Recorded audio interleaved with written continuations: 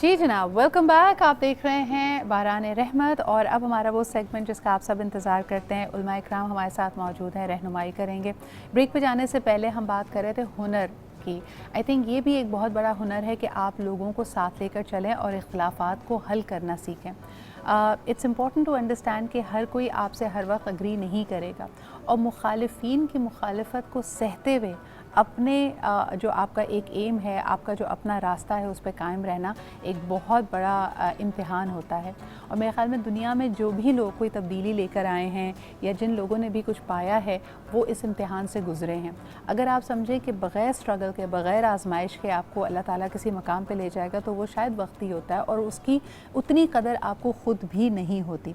आज हम जिस हवाले से बात कर रहे हैं वो अपनी इस्लाह का हवाला है, क्योंकि कई दफ़ा ये होता है कि जब आपके ऊपर ये स्ट्रगल या आजमाइश के वक्त आते हैं तो आप एक विक्टिम मोड में चले जाते हैं। आप अपने आप को टूटा हुआ और बेसहारा महसूस करते हैं। आपने अक्सर लोगों के बात करते हुए उनके चेहरों से ये देखा होगा कि वो मायूस हैं। उनके कलमात से ये समझा होगा कि वो लिटरली कुफ्र के कलमात पढ़ते हैं जब वो समझते हैं कि अल्लाह ताला ने शायद उनको तन्हा छोड़ दिया है। अगर हम सिर्फ कुरान हकीम की तिलावत करें तो आपको बारहा ये बात पता चलेगी कि ये एम्फसाइज़ किया जा रहा होता है कि नहीं जी, आपको तन्हा नहीं छोड़ा गया है, अल्लाह ताला आपकी शहरत से भी ज़्यादा करीब है। लेकिन इस बात पे ईमान लाना, इस बात को कंटिन्यू करना और इसको अपनी ज़िंदगी के हर पैराहे में समो लेना, ये किस तरह मुमकिन होगा, आइए जानते हैं हमारे उलमा के पैनल से। हमारे साथ आज मौजूद हैं हाफिज़ा ज़ुनैरा अंबर साहिबा। बहुत बहुत शुक्रिया ज़ुनैरा आपा यहाँ मौजूद होने के लिए। आप ही के साथ तशरीफ़ रखते हैं अल्लामा ज़ुहैर आबदी साहब। अल्लामा साहब आपका भी बहुत शुक्रिया। And last but definitely not the least doctor Aamir Abdullah मोहम्मदी भाई भी हमारे साथ मौजूद हैं। अगर हम सिर्फ ये बात करें कि जब हम तकलीफ़ में होते हैं और हमें तलकीन की जा रही है सब्र की, सब्र बेहतरीन अंदाज में कैसे किया जा सकता है? अगर आप तड़प कर, रो कर, 100 जगह वावेला डालकर फिर खामोश हों और कहें कि जी अब मैंने सब्र कर लिया है, तो क्या वो वाकई सब्र है? यही मेरा पहला सवाल होगा। अल्लामा साहब, ये मैं आपसे पूछना चाहूँगी कि जब हम अपनी इस्लाह कर रहे हैं तो आजमाइश, मुश्किल और इम्तिहान के वक्त अपने आप को साबित कदम कैसे रखें? बिस्मिल्लाहिर्रहमानिर्रहीम। देखिए, इसके दो दर्जे हैं अपने आप को साबित कदम रखने में। पहला दर्जा तो ये है कि फौरी रिएक्शन क्या है, और दूसरा ये है कि फिर लॉन्ग टर्म में आपका क्या रिएक्शन है। फितरी तौर पर ये डिपेंड करता है हादसे पर कि कितना बड़ा हादसा क्या है। इंसान, जैसे रोने की बात आपने की, कोई अजीज़ मर जाता है, कोई करीबी भाई, बाप, माँ, तो इमीडिएट तो आता ही है।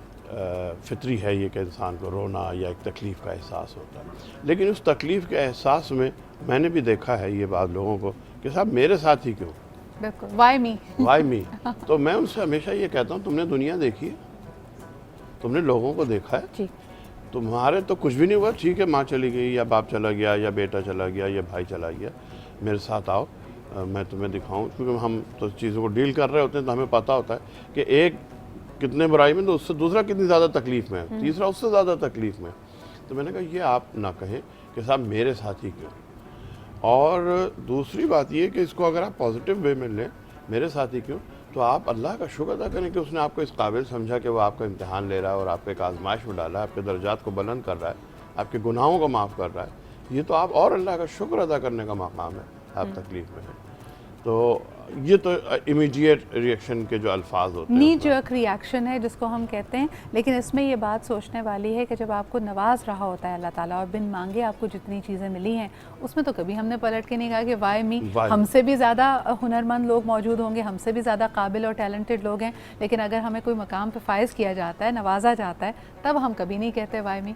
ज़ुनैरा आपा, ख़वातीन में हम ये बात मानने वाली है कि शायद बर्दाश्त का मादा कुछ सिचुएशंस में कदरे कम होता है, यानी तड़प जाना, तकलीफ़ में आना, शिकवा करना शायद लोगों की सेकंड नेचर भी होती है। हम कैसे अपनी इस्लाह कर सकते हैं? बिस्मिल्लाहिर्रहमानिर्रहीम। एक वाक़या कोट किया जाता है मेराजुन नबी सल्लल्लाहु अलैहि वसल्लम के हवाले से कि जब आप सल्लल्लाहु अलैहि वसल्लम मेराज से तशरीफ़ लाए और बहुत सी इस्लाही बातें आप सल्लल्लाहु अलैहि वसल्लम ने बयान फरमाई, तो उनमें से एक ये है कि आपने ख़वातीन को खुसूसी मुखातब फरमाया और फरमाया कि कसरत से सदका किया करो, क्योंकि मैंने जहन्नुम में तुम्हारी बहुत बड़ी तादाद देखी है। तो सब परेशान हो गए कि इसका सबब क्या है, तो आपने फरमाया इसका सबब ये है कि नाशुक्री करती हो। اور فوری طور پر ملامت کرنا، یعنی کہ جسے ہم نیگیٹو کلمات کہتے ہیں نا. اچھا یہ بات بحیثیت خواتین شاید ہمیں کیوں، لیکن آپ اس کو یوں سمجھ لیجئے کہ دیکھیے ایک ماں اپنے بچے سے کتنی محبت کرتی ہے، لیکن جس طرح کے جملے ماں کہہ دیتی ہے وہ باپ نہیں کہتا. بالکل. یعنی وہ ایک تھوڑا سا بددعا کے انداز میں، جو کہ وہ she doesn't mean it، لیکن وہ چیز جملے باپ نہیں کہتے. بالکل. تو یہ شکوہ شکایت اور ناشکری والی، اللہ کی ناشکری یا شوہر کی ناشکری، اور جنرلی انسان ہی کہہ دیتا ہے تم نے میرے لیے کیا کیا ہے، یہ ایک جملہ. اور یہ صرف شوہر یا بیوی کی بات نہیں ہے، یہ ہم اکثر رشتوں میں کہہ دیتے ہیں. ہم لاکھوں کسی نے ہمارے لیے عنایات اور احسانات کیے ہوں، اس کو بھول جاتے ہیں، اور کسی ایک برائی کو لے کر ہم ہمیشہ یاد رکھتے ہیں کہ یہ تکلیف تھی. اور جیسے مولانا علامہ صاحب نے فرمایا نا امتحان کی، تو یہ کتنی انٹرسٹنگ بات ہے. اگر آپ اس کو اس طرح سے سمجھیے کہ اللہ سبحانہ تعالیٰ نے جب کسی کو نوازنا ہے تو وہ اس کو زیادہ آزمائش میں ڈالتے ہیں. ایک میری جاننے والی وہ کہہ رہی تھی کہ فرعون کے تو کبھی سر میں بھی درد نہیں ہوا ہوگا. تو مقصد کہنے کا یہ ہے کہ اس کو تو کوئی تکلیف ہی نہیں آئی. تو ہم لوگوں نے خیر اس بات کو کافی انجوائے کیا. اس کو یوں سمجھ لیجئے کہ دیکھیے ایک بچہ کلاس 1 کا ایگزام دیتا ہے، پاس ہوگا تو 2 کا بھی دے گا، پھر 3، پھر 4، پھر وہ گریجویٹ کرے گا، ماسٹرز کرے گا، اور اگر وہ ہائر ایجوکیشن میں جاتا ہے ہر دن اس کو ایک امتحان کی تیاری کرنی ہے. اب وہ یہ شکوہ کرے گا کہ ہر امتحان میرے لیے کیوں، ڈگری بھی تو اسی کو ملے گی، ریوارڈ بھی اسی کے لیے ہے. تو ایک شخص فیل ہو جاتا ہے پہلے سٹیپ پر، ایکسکیوز می، وہ پہلے سٹیپ پر فیل ہو جائے گا، آگے کوئی ایگزام ہی نہیں ہوگا اس کے لیے. لیکن اگر یہ بالکل آپ نے بہت اچھی بات یہاں پہ کی کہ ایک کے بعد ایک تو آپ اپنی قابلیت کو پروو کرتے ہیں کہ ناؤ آئی کین ٹیک مور. لیکن عامر بھائی مجھے بتائیں کہ اگر انسان کو یہی کہہ دیا جائے، اور اکثر ہم بتاتے یہی ہیں کہ دیکھیں زندگی اور یہ دنیا مستقل ٹھکانہ نہیں ہے، آپ نے اپنی زندگی کے لیے پریپیئر کرنا ہے. اور یہاں پہ واقعی سلسلہ یہی ہے کہ یہاں پہ نہ خوشی دائمی ہے نہ غم دائمی ہے، اور یہ ایک جد و جہد مسلسل ہے. اس چیز سے انسپریشن لینے کے بجائے یہ چیز ہمیں تھکاتی کیوں؟ بسم اللہ الرحمن الرحیم. آپ نے بہت اچھے عنوان کا انتخاب کیا اور بہت اچھی گفتگو فرمائی، اور ہمارے علامہ صاحب اور حافظہ صاحب نے بھی بہت اچھا حصہ لیا. دیکھیے اللہ رب العالمین نے انسان کی پیدائش کو ہی، وجہ تخلیق کو ہی ابتلا اور آزمائش قرار دیا ہے. صحیح. فرمایا الذی خلق الموت والحیات لیبلوکم، تمہیں پیدا ہی اس لیے کیا ہے تاکہ تمہیں آزمائے. ایکم احسن عملا، کون اچھا عمل کرتا ہے. تو اللہ رب العالمین کے بندوں کو، ہم سب کو یہ چاہیے کہ ہم زندگی گزارتے ہوئے ہر لمحے کو امتحان سمجھیں. اور نبی کریم نے فرمایا ہے کہ دنیا دار الامتحان ہے، یہ دار الجزا نہیں ہے. یہاں آپ کتنے ہی اچھے ہو جائیں آپ کو صحیح معنوں میں اجر نہیں مل سکتا. یہاں آپ کتنے ہی برے ہو جائیں آپ کو صحیح معنوں میں سزا نہیں مل سکتی. یہ سزا اور جزا یوم الدین کے لیے محفوظ ہے اور معطل ہے. تو اس دنیا کے اندر جب ہم اپنے آپ کو امتحان گاہ میں سمجھیں گے تو حالت امتحان میں جتنی پابندیاں ہیں وہ سب اپنے اوپر لاگو کریں گے. حالت امتحان میں کوئی کام کر رہا ہو، کوئی کاپی کر رہا ہو نہیں کر رہا ہو، کوئی لکھ رہا ہو نہ لکھ رہا ہو، کسی کو ریممبر ہو نہ ہو، لیکن آپ کو اپنا کام کرنا ہے. تو آپ جس مقصد کے لیے پیدا کیے، اور قرآن نے ایک مقام پہ اور فرمایا وما خلقت الجن والانس الا لیعبدون. جنات اور انسان جو کہ مخلوق ہیں جن کو اللہ نے اختیار کی قوت دی ہے، انہیں پیدا ہی اس لیے کیا ہے کہ وہ اللہ کی عبادت کریں. تو اللہ کی عبادت صرف مسجد میں نہیں ہوتی، مسجد میں تو انسان عبادت کے لیے چارج ہونے جاتا ہے. عبادت تو اصل میں وہ ہے جو مسجد سے باہر نکل کر کی جاتی ہے، اس میں قدم قدم پر آزمائشیں ہوتی ہیں، امتحان ہوتے ہیں. اور وہ کوئی بھی انسان ہو، وہ آجر ہو یا اجیر ہو، وہ مرد ہو یا عورت ہو، شوہر ہو یا بیوی ہو، ماں باپ ہو یا اولاد ہو، ہر ایک حالت امتحان میں ہے، اور ہر ایک کا امتحان بھی الگ الگ ہے. اچھا ہم سب میں کیونکہ بہت سارے پرسنالٹی ٹریٹس ہیں، اور ہم جب کہتے ہیں کہ ہم پرفیکٹ نہیں ہیں تو کوئی ایک برائی، ہر شخص میں کوئی صرف ایک برائی نہیں ہو سکتی، مختلف برائیاں ہیں، مختلف کوتاہیاں ہیں، کمیاں ہیں. لیکن اگر ہم اپنی اصلاح کی شروعات کرنا چاہتے ہیں، کئی لوگ کہتے ہیں صرف آپ یہ کیجئے کہ نماز کی پابندی شروع کر دیں، دوسرے آپ کو کوئی کہے گا کہ آپ ایسا کیجئے جھوٹ بولنا بند کیجئے، کیونکہ تمام جو برائیاں ہیں اس کی جڑ، اس کی جو شروعات ہوتی ہے وہ جھوٹ سے ہوتی ہے. اگر آپ اور میں آج سے اصلاح اپنی کرنا چاہتے ہیں تو وہ کون سا ایک فعل یا عمل ہے جس کو ہمیں سب سے پہلے کرنا چاہیے، جو کہ پرائمری سٹیپ ہمارا کام پڑا. ویورز، ہم جس طرح پروگرام کو آگے لے کے بڑھ رہے ہیں، آج کا ہمارا ٹاپک اصلاح کا ہے، اور اصلاح کے راستے پہ جب بھی ہم چلتے ہیں ہمارے سامنے کئی دفعہ چوائسز آتی ہیں. ہمارے سامنے ایک نہیں، دو نہیں، کئی دفعہ ملٹیپل چوائسز آتی ہیں، اور ہمارے لیے سلیکٹ کرنا مشکل ہو جاتا ہے کہ اگر ہم نے صراط مستقیم پہ چلنا ہے، اگر ہم نے سیدھے راستے پہ چلنا ہے تو ہمارے لیے کون سی چوائس بہترین ہے. हुजूर अकरम सल्लल्लाहु अलैहि वसल्लम से मरवी दुआ है जिसको मिनी इस्तिखारा भी कहा जाता है कि अल्लाहुम्मा खिरली वख्तरली, यानी अल्लाह ताला मेरे लिए चूज़ और सिलेक्ट कर दीजिए जो रास्ता मेरे लिए बेहतरीन है।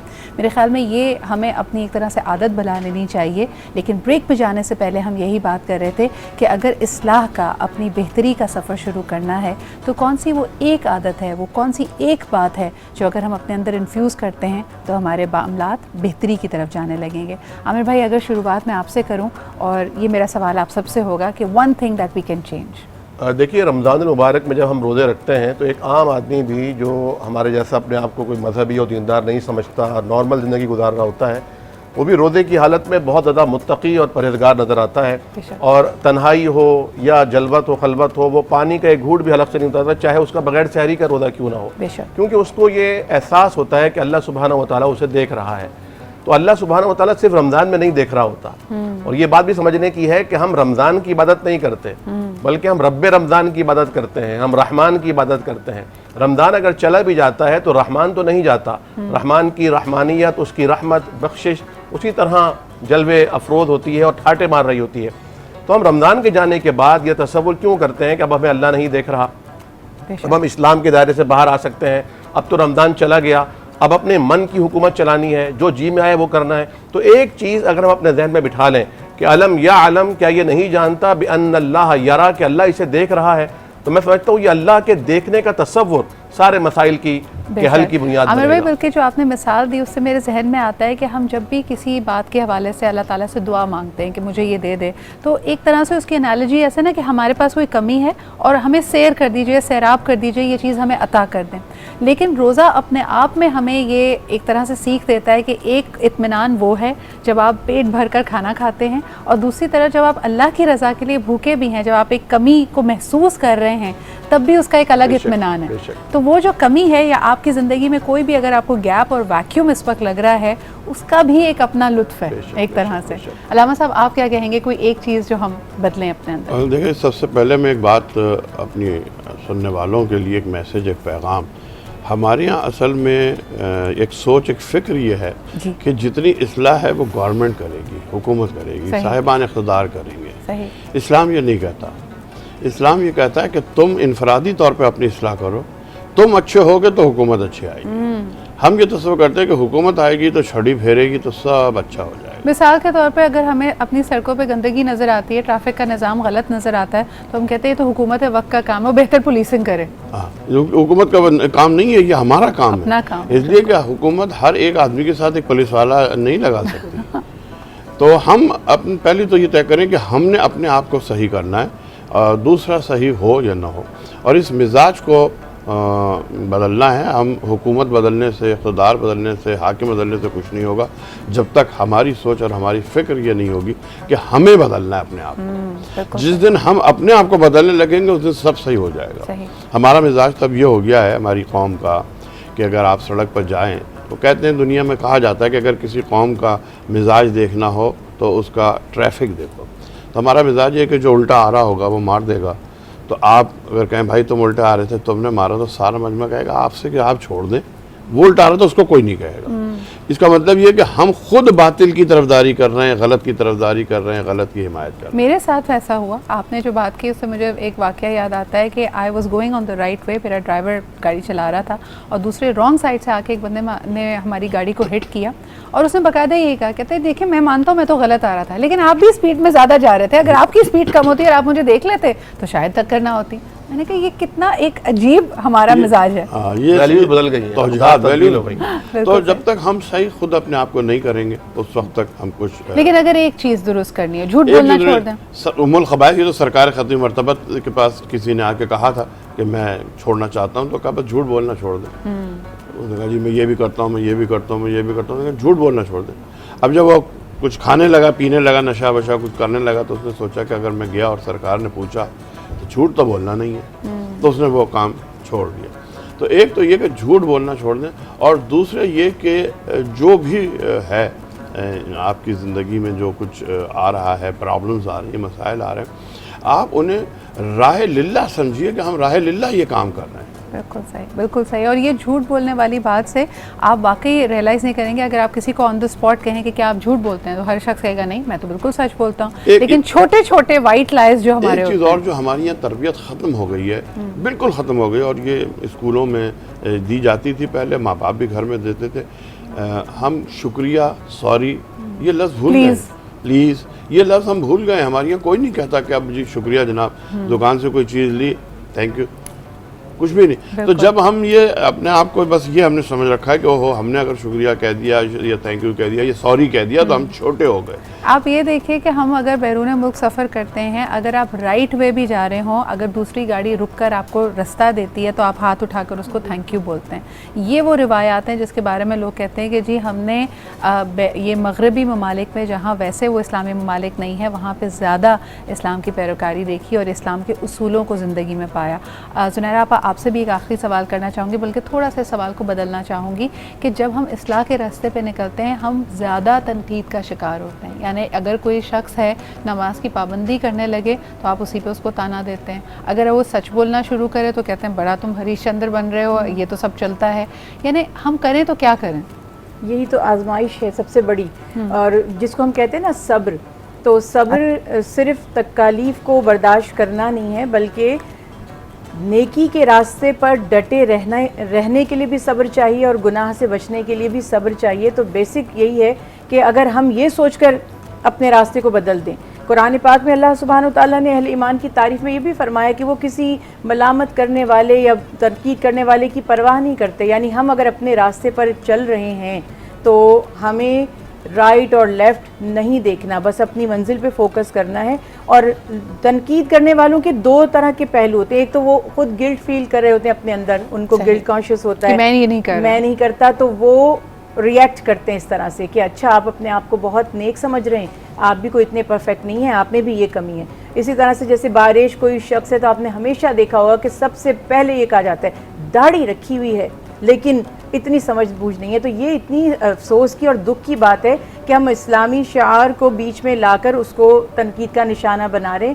ہونا یہ چاہیے کہ ہر شخص جو بھی نیکی کا کام وہ کرتا ہے, ایک تو یہ بھی بڑی بات ہے کہ کچھ لوگوں میں اب دوسری سائڈ پر وہ بھی جان بوجھ کر دوسرے کو تھوڑا سا خود اپنی نمازوں کی پابندی کرنے لگے, یا پہلے اس راستے پر نہیں تھے اب آ گئے, تو وہ بھی ہر کسی کو پکڑ کر تنقید کا نشانہ بنا رہے ہیں. تو دونوں سائڈ سے ہمیں احتیاط کرنی چاہیے کہ سب سے پہلے ہر شخص سوچے گا کہ مجھے اپنی اصلاح کرنی ہے, مجھے اپنے آپ کو بہتر بنانا ہے.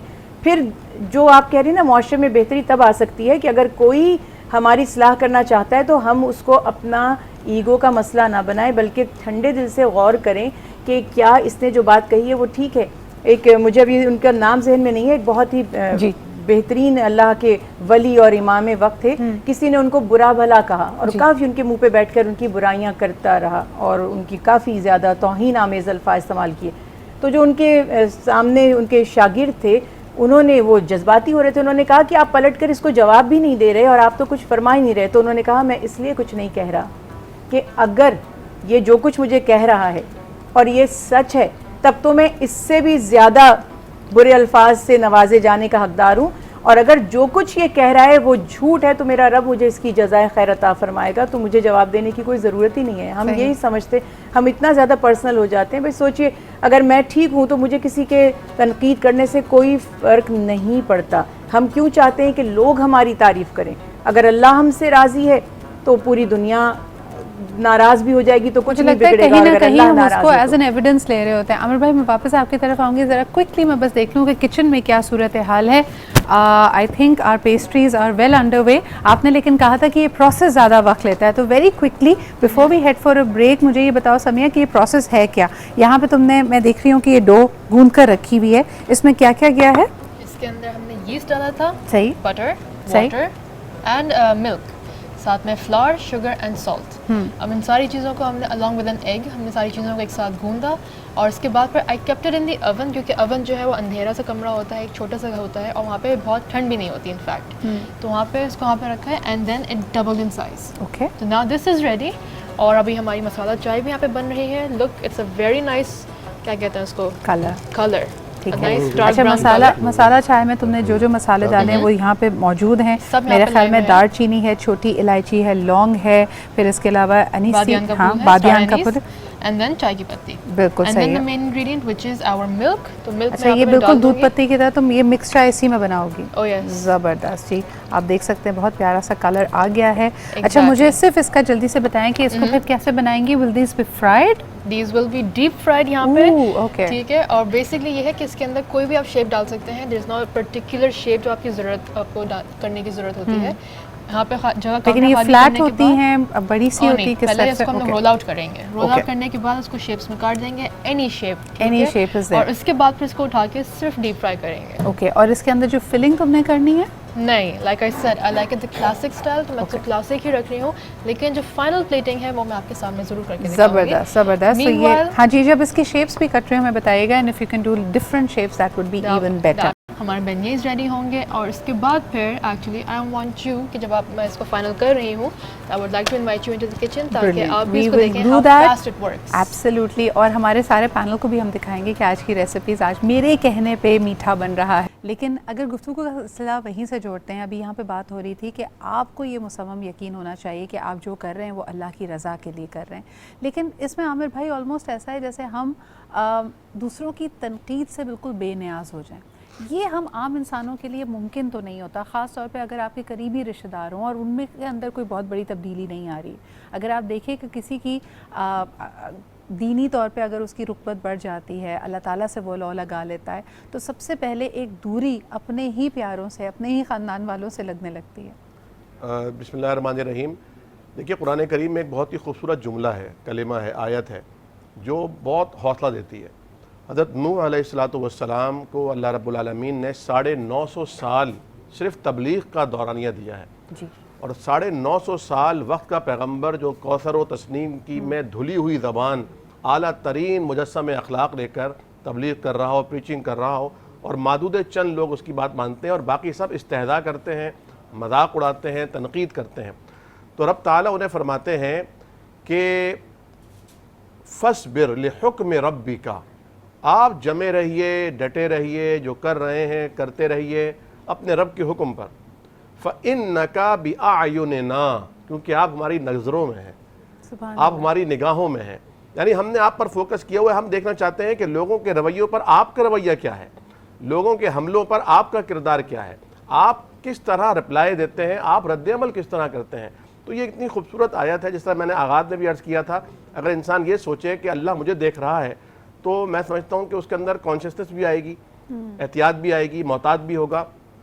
और जिसके लिए ज़िंदगी गुजारने आया है, जिसको असल दिखाना मकसूद है, जिसको राज़ी करना मकसूद है, वही देख रहा हो। अगर और जैसे आपने खुद कहा कि जिस तरह जब आप कैमरा देख रहा होता है ना हमें, हाँ, तो जिस कैमरे तरह की आंख आपको कैमरे देख की रही आंख है। में जिस तरह हम बिल्कुल कॉन्शियस बैठे होते हैं, हाँ। इंतहाई मोहतात, बस अल्लाह रब्बुल आलमीन के लिए भी अगर ये तस्वुर कायम हो जाए कि अल्लाह हमें देख रहा है। मैं चाहता हूँ कि हम अपनी ज़ाती ज़िंदगी में, घरेलू ज़िंदगी में, माशरती ज़िंदगी में ख़ुद को हीरो समझे। हर आदमी, तो हर फिल्म में एक हीरो होता है और एक विलन होता है। हीरो का किरदार ये होता है कि वो मुखालफत सह कर भी मुस्कुराता है, मार खाकर भी मारता नहीं है, और विलन वो होता है जो बगैर के पंगे लेता है, बिला वजह के अंदर लोगों पे हमले करता है, लोगों किराए का उजरती कातिल बनता है। तो हमने हीरो बनना है अल्लाह की नज़र में, विलन नहीं बनना। बिल्कुल सही। लामा साहब, अभी यहाँ पे जो जिक्र हो रहा था, बेनियाज का लफ्ज़ आया, तो यकीनन कुरान हकीम की सबसे मुख्तसर सूरह यानी सूरह कौसर का यहाँ पे हवाला देना चाहेंगे, जिसके बारे में यही कहा जाता है, बहुत सारे मुफस्सरीन ने कहा है कि जब हुजूर अकरम सल्लल्लाहु अलैहि वसल्लम अपने आप को बहुत तन्हा महसूस कर रहे थे, या फिर तनकीद और मुखालफिन की मुखालफत में बहुत ज़्यादा जाहरियत थी, तब ये सूरह नाजिल की गई। और इसमें जब हम बेनियाजी का जिक्र करते हैं कि अल्लाह ताला आपको अपने से इतना करीब कर ले, सूरह कौसर में कहा गया कि यू विल बी रिवॉर्डेड। इस बात पे अपने आप को कैसे लेके आएँ कि इर्द गिर्द जो हो रहा है उससे डिस्कनेक्ट होकर सिर्फ अल्लाह से रिवॉर्ड की उम्मीद करें? मुझे नहीं मालूम ये तफसीर जो आपने बयान की है। सूरह कौसर तो असल में नाज़िल हुई कि जब मुशरिकीन मक्का ने आपके बेटे के इंतकाल पर कहा कि आपकी औलाद नहीं है और आपका दीन नहीं चलने वाला, तो सरकार को ज़ाहिर कि ये ताना जो था वो एहसास हुआ कि औलाद के हवाले से, तो परवरदिगार ने आपकी दिलजोई के लिए सूरह कौसर को नाज़िल किया। और इत्तेफाक की बात यह है कि सूरह कौसर की तफसीर यानी امام حسن علیہ السلام کی آج ولادت کا دن ہے۔ رہ گئی بات بے نیازی کی، تو یہ تو ہم دیکھتے آئیں، سرکار کی تو پوری زندگی ہمارے لیے ہدایت ہے، اٹھنا بیٹھنا سونا جاگنا، اپنوں سے پرائے سے دشمن سے دوست سے، ہر چیز کا لمحہ ہدایت ہے کہ سرکار خطی مرتبت جو ہے وہ کس طرح سے خندہ پیشانی سے اپنے دشمنوں سے بھی پیش آتے تھے۔ طائف کا واقعہ ہے کہ خون سے جوتے بھر گئے، لیکن آپ نے بد دعا نہیں کی۔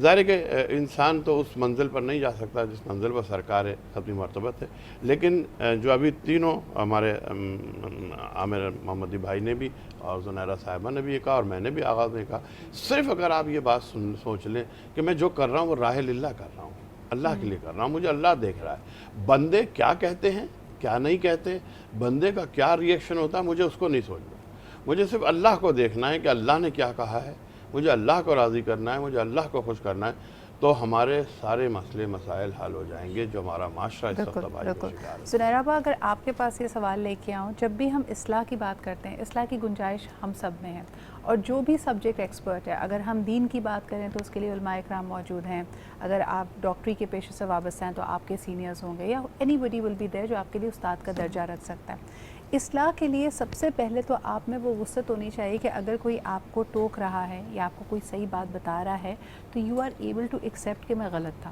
ہمارے ہاں تو کسی لفظ کے تلفظ پہ اگر کسی کو صحیح کر دیا جائے تو اس کی ایگو کو چوٹ لگ جاتی ہے، اینڈ پیپل وہ اس پہ ڈیفینسو ہو جاتے ہیں۔ تو اس ڈیفینسونیس کو ایک طرح سے میں سمجھتی ہوں کہ بہت بڑا بیریئر ہے ہماری اصلاح میں، اس کو کیسے دور کریں؟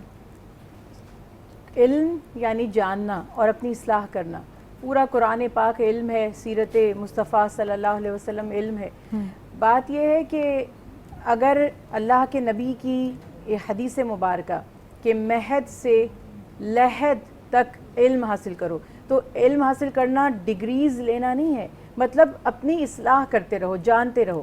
ہم غلط تھے، ہمیں معلوم نہیں تھا، آپ نے بتایا کہ یہ جملہ یوں نہیں ہے، ایسے ہے، مجھے علم مل گیا، میری اصلاح ہو گئی۔ یہی تو حکم ہے کہ آپ مرتے وقت تک یہ مت سوچئے کہ آپ پرفیکٹ ہیں اور آپ کی اصلاح نہیں ہو سکتی، اس میں گنجائش نہیں ہے۔ شیخ سعدی رحمۃ اللہ علیہ جیسے بڑے بڑے دیندار لوگ اور کئی ایسے اولیاء اعظام کا یہ ریفرنس دیا جاتا ہے کہ اتنا علم حاصل کرنے کے بعد وہ کہتے ہیں کہ ہم نے اتنی زندگی علم کے حصول میں گزار دی اور ہم نے یہ جانا کہ ہم نے کچھ نہیں جانا۔ تو بات یہ ہے کہ جیسے فرمایا کہ جس طرح چڑیا ایک بحری جہاز پر بیٹھ جائے اور تھوڑی سی سمندر میں سے چونچ سے پانی کا قطرہ لے لے، تو ہم معاشرے میں ایسے علم سیکھتے ہیں، یعنی نالج۔ تو سب سے بڑی بات ہے کہ پھر پریکٹیکلی اس میں ایک چیز عرض کرنا چاہوں گی کہ ایک تو ہمیں اس لیول پر جانا ہے کہ ہمیں الجھنا نہیں چاہیے لوگوں سے۔ قرآن پاک میں بھی کہا ہے نا کہ اگر آپ سے جاہل مخاطب ہوں قالوا سلاما، ان کے منہ نہ لگے، کیوں؟ آپ کو پتہ چل جاتا ہے جو شخص تنقید کر رہا ہے یہ صحیح کہہ رہا ہے یا غلط۔ پہلی بات یہ، اگر صحیح کہہ رہا ہے اپنی اصلاح کر لیجئے، اس کی نیت جو بھی ہے اس سے ہمیں کوئی سروکار نہیں ہونا چاہیے۔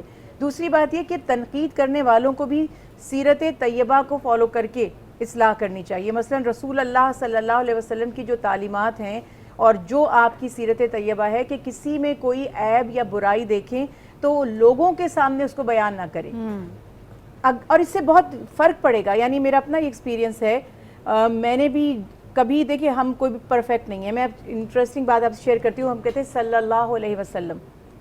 ایک علامہ صاحب نے مجھ سے کہا جب بریک ہوا، تو مجھے یاد بھی نہیں ہے وہ کون تھے، یہ تھے یا کون تھے، بہت سال پہلے کی بات ہے۔ انہوں نے مجھ سے کہا کہ رسول اللہ صلی اللہ علیہ وسلم کا فرمان ہے کہ مجھ پہ درود ابتر نہ بھیجو، تو اگر آپ صلی اللہ علیہ وآلہ وسلم کہہ دیں۔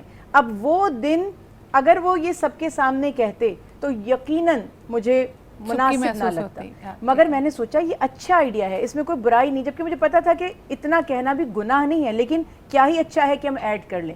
تو آپ فرام دا ڈے آپ نے شروع کر دیا، کبھی کوئی تلفظ کی غلطی ہے، کسی نے چپکے سے آ کے کہا آپ ایسے نہیں، ایسے مصطفیٰ کہتی ہیں، مصطفیٰ، اچھا میں تو غور ہی نہیں کیا، ہاں میں یہ کہتی ہوں۔ اس دن سے مجھے جب میں بولنے لگتی ہوں میرے مائنڈ میں وہ چیز کلک ہوتی ہے، لیکن ان سب نے آرام سے، ہم بھی اگر کسی کو دیکھیں گے اس کی اصلاح کی نیت ہے تو پہلے تو ڈیپینڈ کرتا ہے آپ کی اس سے سلام دعا کیسی ہے. ویسے تو آپ اس کو گھور کے دیکھتے رہیں اور پھر آپ اس کو بتائیں یہ محترمہ یا محترم آپ نے یہ بات غلط کی ہے. پہلے تو آپ اپنے ایسی پازیٹیو جنریشن مطلب انرجی جنریٹ کیجئے تاکہ لوگوں کو پتا ہو کہ آپ اس کے مخالف نہیں ہیں اور آپ کی تنقید برائے تنقید نہیں ہوتی. اور پھر تنہائی میں لیکن پھر تعریف مجمع میں اور تنہائی میں برائی. تو اچھا ابھی تک ہم اس پریمس پہ اس ہائپوتھیسس پہ چل رہے ہیں کہ جو اصلاح کرنے والا آ رہا ہے وہ نیک نیتی سے آ رہا ہے, وہ آپ کا بھلا چاہتا ہے. لیکن کئی دفعہ ایسا بھی تو ہوتا ہے کہ جس طرح پہلے شروعات میں ہم نے ڈسکس کیا کہ تنقید برائے تنقید ہے, اس کا اصلاح کا آبجیکٹیو نہیں ہے بلکہ آپ کو بھی مزید ڈاؤٹ میں ڈال دینے کا ہے. اور یہ آپ اکثر دیکھیں گے, میرے ساتھ کئی دفعہ ہوا کہ اگر آپ کسی ایسی ذکر کی محفل میں موجود ہیں, اگر آپ نے کوئی مجرب دعائیں پڑھی تو کئی دفعہ لوگ آپ کو آ کے فیڈ بیک دیتے ہیں کہ نہیں جی یہ کرنے کی ضرورت نہیں ہے یا فلانی چیز کرنے کی ضرورت نہیں ہے.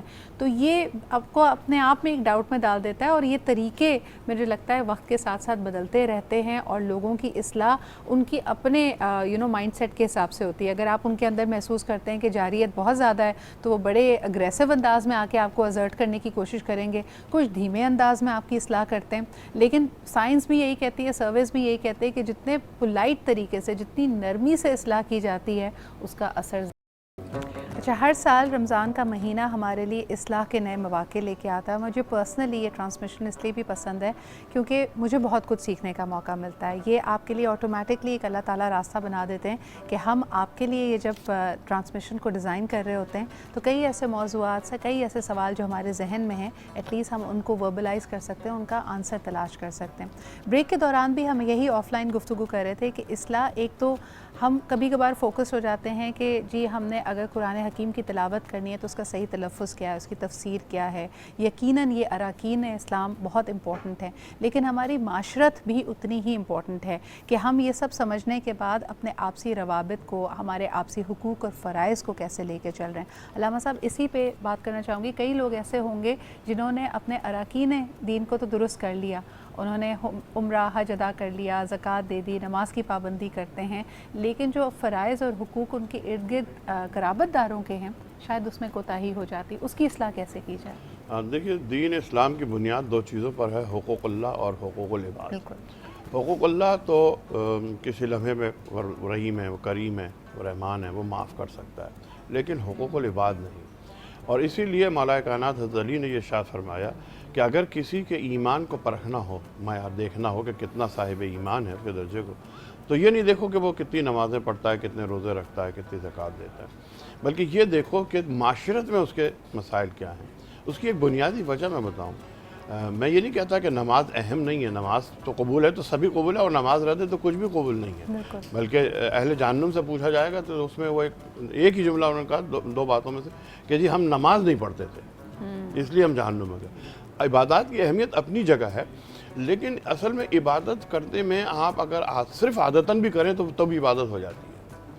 لیکن جب آپ معاشرت کرتے ہیں تو وہاں آپ کو قربانی دینی پڑتی ہے, وہاں آپ کو ٹالریٹ کرنا پڑتا ہے, نفس مارنا پڑتا ہے. اور یہی رمضان کا پیغام بھی ہے کہ آپ اپنا نفس کتنا مارتے ہیں, آپ کتنا کسی کو اپنی چیز دے دیتے ہیں. اس دینے میں آپ کی بقا ہے, لینے میں بقا ہے. سبحان اللہ, یہ بڑا ہی خوبصورت پیغام ہے, اور اسی کے ساتھ یہ سیگمنٹ ہم کلوز کرنا چاہیں گے. بہت بہت شکریہ عامر بھائی یہاں موجود ہونے کا, علامہ صاحب یہاں موجود ہونے کا, زنیرہ آپ موجود تھیں یہاں پہ. ہماری کئی حوالوں سے اصلاح ہوئی, کئی نئی چیزیں سیکھنے کو ملی, تو آپ سب کی آمد کا بہت شکریہ.